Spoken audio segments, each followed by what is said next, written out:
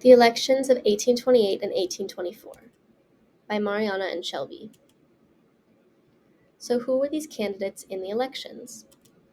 In 1824, we had John Quincy Adams, William H. Crawford, Andrew Jackson, and Henry Clay. Whereas in 1828, it was really just Andrew Jackson and John Quincy Adams.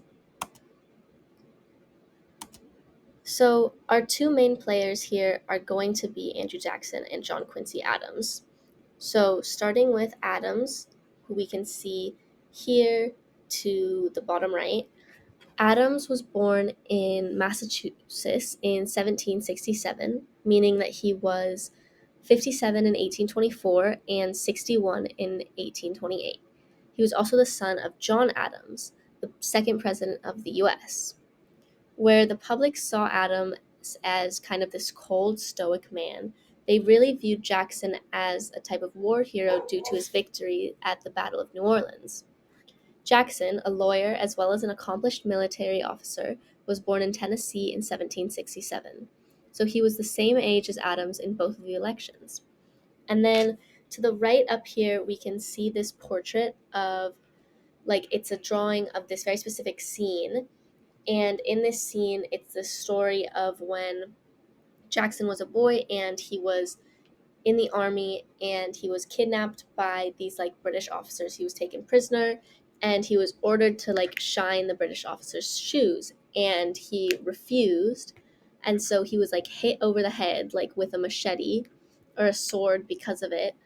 And the fact that we can see this immortalized in so many drawings and it's still a story that we're taught in history today really shows us and tells us a lot about how the public really like kind of base their view of Jackson on things like these, where he's like this very upstanding, like defiant, very solid American hero. The election of 1824 was very controversial in the eyes of the people. This election had high tensions and came to be known as the Krupp bargain and would change the political landscape of the next election in 1828.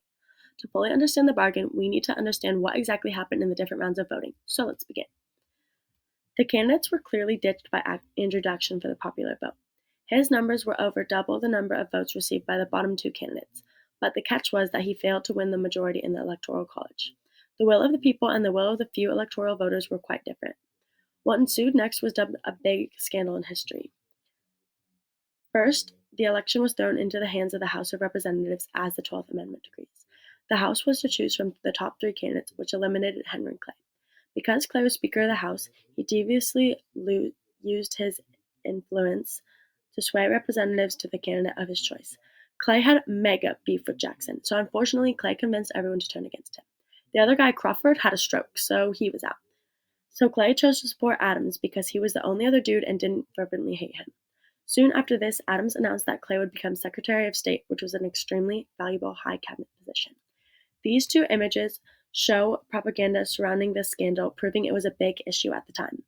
The notion of the Krupp bargain came out of this series of events in which Jacksonians claimed that Adams had bribed Clay with this position so he would sway the House of Representative voters in his favor.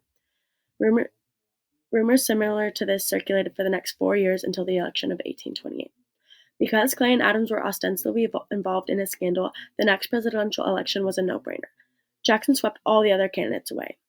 Jackson got 178 electoral votes to Adams' 63. The fact that each candidate was also a lot more aggressive in their political campaigning changed the political landscape for future elections. Rumors were spread and discussions got more heated than they used to get. Politics of 1824 looked like politics of 1796, but in just a few years, the political world wouldn't look anything like the times of the past. And as you can see here, Jackson got this huge area, and Adams only got this tiny portion in New England area. So it really just proves how big of an influence the Krupp bargain had on the next election. So what was the effect on American politics of the election of 1824? Aside from simply being a controversial election, the 1824 election also had a large effect on American politics. One effect was that it explored a new manner of electing the president, which was through the House of Representatives, because the electoral vote was a tie. This was the first time that the presidency was not determined by who won the majority electoral vote. More importantly, the election of 1824 introduced the Democratic Republican Party split and the disappearance of the Federalist Party. Due to the fact that all four candidates ran as Democratic Republicans, the Federalists faded from politics and Democratic Republicans were forced to take sides. On this map to the right, we can see that Jackson is represented by the blue, whereas Adams is this pink color. And we can see that Adams was really popular in these northern New England, New York states, whereas Jackson had a lot more popularity in the South. And this purple and like maroon color, those represent Clay and Crawford, but we can see they really weren't that popular. We can also see that even though Jackson had more electoral votes than Adams, he still didn't win the presidency, which brings us back to our first point over here. The election of 1828's effect on politics. By 1828, the Democratic-Republican split was definite and irreversible. The faction headed by Jackson had become the Democratic Party, while the faction led by Adams became the National Republican Party. Another big effect of this election was the introduction of slandering and smear campaigns as a strategy. This slander went as far as Jackson's supporters claiming Adams had offered a Russian emperor a prostitute while serving there as a diplomat, and Adams supporters attacking the morality of Jackson's marriage. This smear campaign style strategy is one we see a lot in modern day politics, and it can all be traced back to this election of 1828.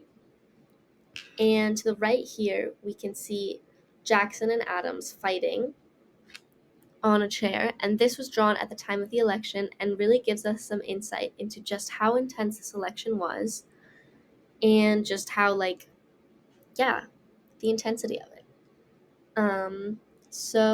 I hope that this slideshow helped you understand more about these two people and these two elections, and thank you for watching.